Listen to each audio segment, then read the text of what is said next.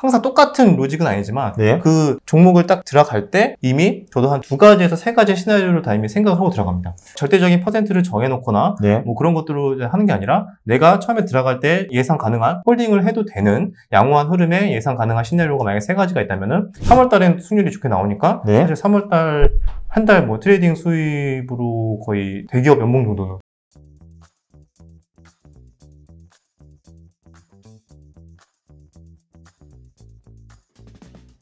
그러면은 지금 이제 자산 배분은 소위 그 단기 트레이딩의 그 캐파에 도달하는 거는 이제 단기 트레이딩으로 하시고 이제 거기서 이제 번 돈은 계속 장기 계좌로 쌓인다고 하는데 네네. 그럼 이제 뭐 비중이 지금 대충 뭐 어떻게 되세요? 5대5 된 것 같아요. 장기랑 코인. 네. 요즘에는 좀 코인 비중을 좀 늘리고 있고요. 그러면 그 코인도 지금 그러면 펀더멘털 장기 쪽으로 투자하시는 네, 장기 편이세요? 쪽으로. 아 그래요? 네. 사실 근데 그건 좀 이제 놀랍네요. 왜냐하면은 코인도 트레이딩하기 굉장히 좋은 도구잖아요, 사실은. 아, 네, 맞죠. 네. 근데 이미 저는 주식으로만으로도 벅차기 때문에 네. 코인은 또 24시간이잖아요. 그렇죠. 저도 네. 이제 집에서 또 육아도 해야 되고 네. 해야 할 일이 많기 때문에 그렇게 되면 제가 좀 과부하가 되지 않을까. 네. 그래서 코인은 좀 길게 봤을 때는 조금 어떻게 보면 완전 초장기라기보다는 중기 투자 정도 개념으로 네. 지금 충분히 어느 정도 모멘텀이 충분히 앞으로 생길 수 있겠다라고 네. 생각을 해서 요즘에도 코인을 조금 놀리고 있고요. 그 외에도 보통 장기 투자는 저는 이제 보통 성장률 위주로 많이 하고 있습니다. 성장률 위주로 하고 있고 나머지는 트레이딩으로 보통 운영을 하고 있고. 단기 쪽에서 이제 데이 트레이딩, 스윙 트레이딩을 주로 하시는데 네네. 거기서 가장 중요한 3개 정도만 좀 말씀해 주세요. 아, 정말 중요한 3개. 네. 아무래도 저도 이제 퀀트로 이제 하시다 보니까 네. 이게 저도 일부분은 퀀트랑 개념을 굉장히 비슷하게 해서 저는 적용을 하고 있거든요. 네. 근데 거기에서 그대로 그냥 기계처럼 이렇게 하고 싶어요. 근데 이 변수는 정량화하기가 너무 힘들더라고요. 아, 네. 어떤 변수냐면은 네. 그 재료를 뭔가 이런 건 너무 질적 요소이기 때문에 네. 계량화를 하기가 되게 어렵잖아요. 그래서 이제 단기 트레이딩을 하실 때도 이제 네네. 그 재료가 굉장히 막강하다라는 말씀이시죠, 네. 그죠? 그래서 네. 항상 재료에 대한 판단이 중요하고 네. 그다음에 그만큼 거래량, 거래 대금 네. 이런 것들이 어디에 어느 섹터에 어느 종목에 많이 지금 현재 시장에 몰리고 있는지 네. 그런 것들을 매번 체크하는 게 결국에는 트레이딩에서 스윙 투자, 네. 단기 트레이딩에서는 가장 중요한 요소라고 네. 생각을 하고요. 예. 결국엔 또 시장 참여자들의 또 심리까지도 또 알아야 돼요. 네. 그러면은 그런 거 제가 지금 말씀드리는 게 계량화하기 힘든 요소들이 그 외에는 또 계량화할 수 있는 것들은 다 계량화하고 있거든요. 네. 근데 그 외 요소를 말씀드리자면 결국엔 재료의 세계 판단, 그다음에 현재 시장 참여자들의 투자 심리 그 정도를 체크를 지금 하고 있고 그러니까 그 부분이 조금 차이점이 큰 것 같아요. 트레이딩에서는. 그러면은 그 재료까지는 알겠는데 그러면 네네. 그 투자자들 심리는 어떻게 파악하세요? 옆집 아저씨 뭐 하나 이렇게 할 수는 없잖아요, 그게. 네. 아, 쟤 팔았네요? 할 수는 없잖아요. 네. 지금 그거는 어떻게 보면 시장에 지금 계속 만약에 연달아 계속 오르고 있어요. 네. 그러면 현재 시장 심리가 조금만 기분 좋겠죠, 아마. 네, 조금만 지금 오르면은 네. 사람들이 이제 순간적으로 확 몰릴 수 있는 시장 네. 그런 걸 알 수 있고 만약에 연달아 최근처럼 계속 뭐 비비거려요. 하락을 네. 했거나 네. 좀 박스권 움직이고 있다. 네. 그러면은 지금 굉장히 이런 심리는 사람들이 뭔가 시장에 대한 확신을 할 수 없는 상황인 거잖아요. 네. 그러면 상대적으로 타점이 방망이가 짧고 그다음에 선순환매가 빠르게 돌 수 있고 네. 왜냐하면 믿음이 없으니까 네. 이쪽 섹터에 확 몰렸다가 금방 이쪽 섹터로 올라가고 네. 금방 이쪽 섹터 그러니까 순환매가 빠른 거죠. 요즘 그 패턴이라고요. 네네네. 그죠? 네네. 그러니까 지금 같이 뭔가 방향성이 확실하지 않고 네. 뭔가 그 불안전 요소가 있을 때는 상대적으로 근데 박스권을 유지되고 있다. 네. 그런 게 뭔가 겹칠 때는 심리가 사람들이 올해는 가지 못하되 시장은 그렇다고 뭐 빠지고 있지는 않으니까 네. 그러면 불안하니까 이렇게 빠른 순환매가 나올 수 있는 5% 시장이다. 먹고 나가고 뭐 네. 이런 게 많죠. 네. 이럴 때는 또 여기에 맞게끔 대응을 하는 게 중요하죠. 네. 트레이딩 하시는 입장에서는 이런 것들은 뭐 쉽게 배울 수 있는 부분은 또 아니고 살짝 좀 경험도 필요하고 네. 시장 경험도 좀 어느 정도 해야 되지만 이런 것들까지 심리까지 보통 많이 생각을 해서 이거는 뭐 딱 정해진 건 없지만 이것도 참고를 하는 정도고 네. 그 외에 저는 이제 보는 것들은 말 그대로 차트를 보고 그다음에 그 차트에서도 주 지표라 그러죠. 네. 캔들, 네. 이동평균선, 거래량, 네. 거래 대금으로도 표현하기도 하고 네. 그런 지표들을 보고 그다음에 재료, 그다음에 그런 것들을 종합적으로 봐서 거기에서 저만의 이제 기계적인 타점으로 사실상 저도 거의 매매를 이런 식으로 한 적이 많았어요. 초창기에는 그냥 오전에 알아서 그냥 세팅하고 네. 주문 싹 넣어놓고 장에 거의 안 봐도 됩니다. 네. 안 봐도 되고 만약에 체결이 되고 이러면은 그냥 제가 또 원래 시나리오 세운 매도 가격에 네. 매도 걸어놓고 안 봐도 되고 네. 그런 식으로 예전에는 이제 회사 다닐 때나 이제 학교 다닐 때는 그런 식으로 해서 콘트식이네요. 네. 예. 네. 그렇게 해서 자동으로 보면은 뭐 네. 체결되고 팔리고 자, 그런 식으로 돌렸어요. 네. 그런 식으로 돌렸는데 단지 제가 완전히 또 시스템을 돌리지 못한 이유 중에 하나가 말씀드린 재료 재료의 이런 거. 판단. 네. 네. 그러면 재료의 판단을 또 알기 위해서는 이것도 잘하면 계량할 수도 있겠네요. 왜냐면은 거래량이 들어왔을 때 네. 최소한의 그 종목에 대한 또는 정도는 그 테마에 대한 키워드가 들어간 뉴스가 아, 한 네. 3개는 나와야 됩니다. 네네. 네, 뭐 3개 정도는 뉴스가 나와야 돼요. 뭐 검색을 했을 때. 네. 근데 그런 뉴스가 전혀 검색되지 않았을 때는 당연히 필터링이 되고 이런 식으로 종목 선정과 섹터에 대한 선정이 사전적으로 이루어지고 나서 거기에서 이제 저의 그 로직이 그대로 이제 들어가서 거기서 이제 자동적으로 반기계적으로 매매가 이루어지고 있었죠. 그러면은 그 트레이딩 할 때 리스크 관리도 어마어마하게 중요할 거라고 생각을 하는데요. 네. 뭐 당연히 그거 하셔가지고 매번 돈 버는 건 당연히 이제 아닐 거고 이제 네네. 어쨌든 이제 그 엔트리 포인트가 있을 거 아니에요. 이제 네네네. 들어가셨어요. 네. 그러면은 이제 잘 나가면 당연히 좋은데 네. 이제 안 나갈 경우는 어떻게 처리를 하세요? 그것도 보니까 광우님도 제가 몇 개 영상을 봤는데 네. 딱 들어가는 순간 이제 동적 자산 배분 하실 때 네. 들어가는 순간 이미 시나리오를 다 적어놓잖아요. 뭐 대충 그렇죠. 이 네. 주식의 운명은 정해져 있다. 네. 제가 이제 기억이 나는 거는 그거더라고요. 딱 들어가는 순간 고점 대비 10% 빠지면은 익절. 뭐 그거 하나의 예죠. 그죠? 네, 하나의 예잖아요. 네. 그런 거랑 비슷해요. 그리고 뭐 3개월 횡보하면은 네, 팔고 뭐 네. 팔고 그럼 아니면 내가 사고 마이너스 10% 되면 또 손절. 네. 네, 그런 것처럼 저도 그렇게 딱 구체적인 항상 똑같은 로직은 아니지만 네. 그 종목을 딱 들어갈 때 이미 저도 한 2가지에서 3가지 시나리오를 다 이미 생각을 하고 들어갑니다.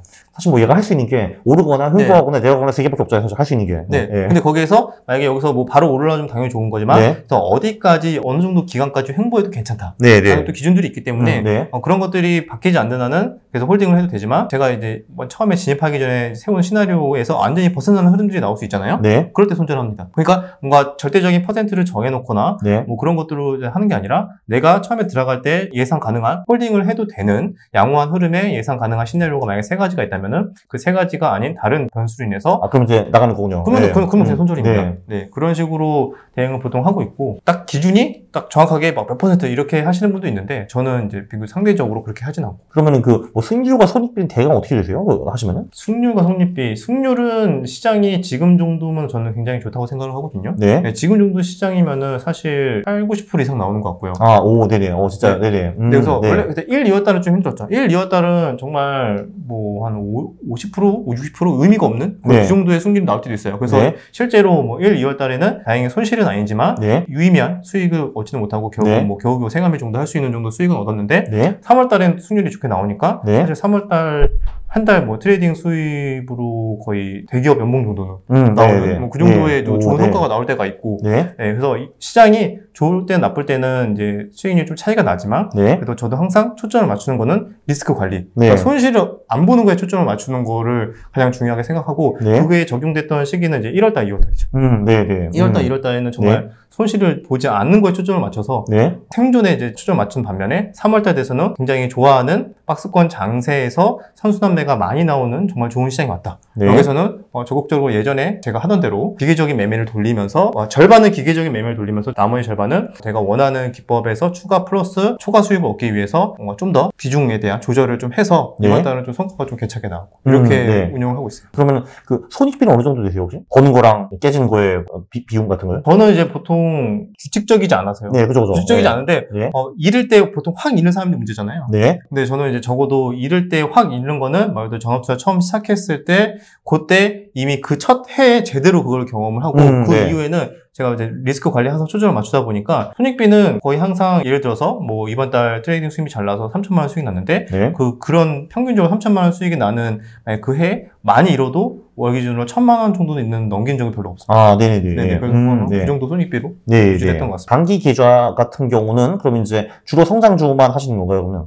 네, 보통은 성장주 위주로 하고 있고 네. 여기서 만약에 자산이 더 뭐 엄청나게 커지게 된다면은 이제 네. 배당주에 대한 포트를 좀 늘릴 생각이고 네. 그 전까지는 이제 성장주, 기타 뭐 코인도 항상 하는 건 아니지만 뭐 네. 이런 식으로 추가적으로 이렇게 투자할 섹터들이 생기면은 그걸 최대한 활용을 해서 네, 나중에는 그거를 이제 저도 이제 강훈이처럼 여러 가지 자산 배분도 많이 해서 네. 네, 그렇게 할 생각입니다. 그러면은 성장주는 뭐 미국, 한국 뭐 다 하시는 거고요. 아니 지금은 한국 위주로 하고 한국 있죠. 위주로요? 네, 네. 한국 위주로 하고 있고 주로 뭘 보세요? 이 성장주 하실 때는? 작년에는 아마 보통 다들 많이 하셨을 거예요. 네. 작년에는 메타버스 쪽을 많이 네네. 해서 예. 거기서 좀 괜찮은 수익이 났었고 네. 올해는 조금 이제 거기서 좀 현금화를 많이 해놓고 그렇죠. 메타버스는 요즘 뭐 별거 없는 거 같더라고요, 지금. 네네. 근데 저는 네. 이제 지금 다시 보고 있죠. 네네. 지금- 이미 빠졌으니까 좀 많이. 코인은 좋게 보면서 메타버스 안 좋게 볼 이유는 없잖아요. 네네. 그래서 예. 지금도 코인도 계속 좋게 보는 것처럼 메타버스 NFT 쪽도 다시 좀 빠질 만큼 많이 빠진 종목들이 있어서 네. 다시 충분히 이슈 대비해서 좀 더 모아가는 종목도 있고 네. 네, 그렇게 하고 있습니다. 이제 그쪽 섹터를 이제 유심히 보시는군요. 네, 그쵸. 네. 네, 이쪽 섹터를 안 보면 안 될 것 같아요.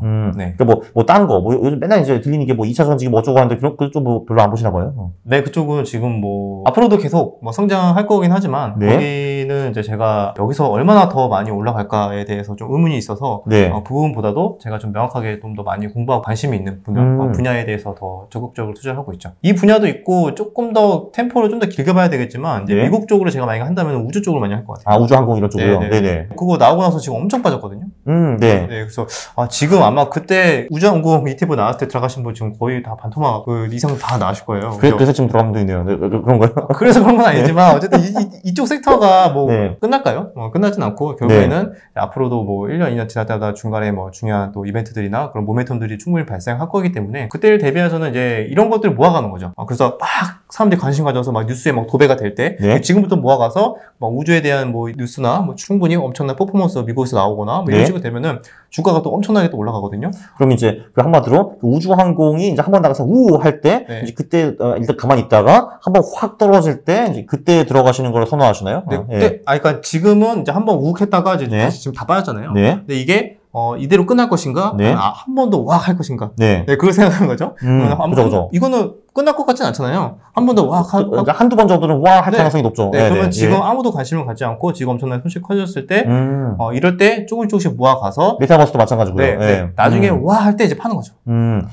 그죠. 이게 사실 코인 같은 경우도 이제 한 2017년에 한번 진짜 와 했었고, 네. 네. 그 다음에 18년, 19년 한번 작살났다가, 네. 20년, 21년 다시 한번 와 한 거잖아요. 네, 네. 네, 네. 그러니까 뭐 그런 게 비교하면 한 18, 19년에 좀 모아갔어야 되는 거네요. 그죠? 네, 맞아요. 약간 그런 개념이랑 비슷하다고 보시면 됩니다. 근데 네네. 이제 성장 섹터에서도 길게 네. 봤을 때는 무조건 성장할 수밖에 없는 섹터에서도 계속 이런 사이클들이 계속 돌고 돈다. 네, 이런 것들을 잘 생각하셔서 지금 막 관심이 없는데 앞으로 충분히 관심이 생길 만한 섹터. 네네. 네, 예. 그게 뭔지 그거를 체크하는 게 좀 중요한 포인트지 않을까. 그렇죠. 그 메타버스라는 놈이 왠지 한두 번 정도는 또 나올 것 같잖아요. 언젠가, 그죠? 네. 네. 이게 또 안 나올 수가 그죠? 없는 안 게, 나올 수 없어요. 안 나올 수가 없는 게 네. 이미 대기업들이 다 투자하고 있어요. 네. 뭐, 그죠. 네, 네. 애플, 삼성 뭐 다 투자하고 있기 때문에 페이스북 이름을 메타로 네. 바꿔버렸고. 네. 네, 그죠. 이게 그냥 신기루처럼 한번 띵 나온 것도 끝나는 게 아니라 그렇죠. 네. 결국에는 계속 돌고 이제 실제로 이게 우리는 많은 사람들이 메타버스로 정말 경제적 활동을 하는 기간까지는 정말 계속 모멘텀이 생길 수 있다 보고 있습니다. 네, 한라님도 오늘 또 많은 거 배우셨죠? 정말 이제 유익한 시간이었던 것 같습니다. 혹시 뭐 구독자들한테 한마디 하실 말씀 있으신가요? 되게 두서없이 이런저런 얘기를 많이 한 것 같은데 저도 개인적으로 강훈님 채널을 예전부터 봤습니다. 사실 제 감사합니다. 영상, 네. 제 유튜브 영상에서도 예전에 제임스 사이먼스에 대한 사이먼스. 주제를 네. 다룬 적이 있습니다. 예. 자, 여기서 살짝 고백을 하자면은 네. 살짝 컨닝했습니다. 그렇군요. 네네. 네, 딱 그때 책 처음 나올 때. 네, 딱 다루신 네. 적이 있어. 너무 뭐 정말 디테일하게 정말 뭐 책에도 잘 찾기 힘든. 저도 개인적으로 제임스 사이먼스 관련된 또 퀀트 책을 읽었었는데 네네. 거기에도 나와 있지 않은 내용들을 막 설명해 주시는 거예요. 예. 그래서 이분은 정말 찐이다. 그래서 정말 배울 게 많다. 평탄 사람인데 뭐 사이먼스 당연히 알아야죠. 네, 근데 되게 네. 디테일한 뭐 그냥 학창 시절 때부터 네. 그런 얘기까지 다 알고 계셔가지고 그런 것들을 조금 컨닝을 해서 제가 좀 예. 활용을 했었는데 네. 일단 이렇게 만나 뵙게 돼서 뭐 이렇게 유튜브 촬영도 해서 정말 뭐 저도 영광이고 앞으로도 계속 계속 만나시죠. 네, 앞으로도 계속 이렇게 글을 하면서 진짜 같은 회사에서 이렇게 일하시는데 앞으로도 좋은 또 구독자님들과도 앞으로 계속 좋은 인사이트를 공유하는 시간을 가졌으면 좋겠습니다. 오늘 와주셔서 정말 감사합니다. 네, 감사합니다. 네, 감사합니다. 이렇게. 제 유튜브 한번 와주시면 좋을 것 같습니다. 주식 전원투자 주더 구독과 좋아요 부탁드립니다. 네. 제 것도요, 제 것도. 네.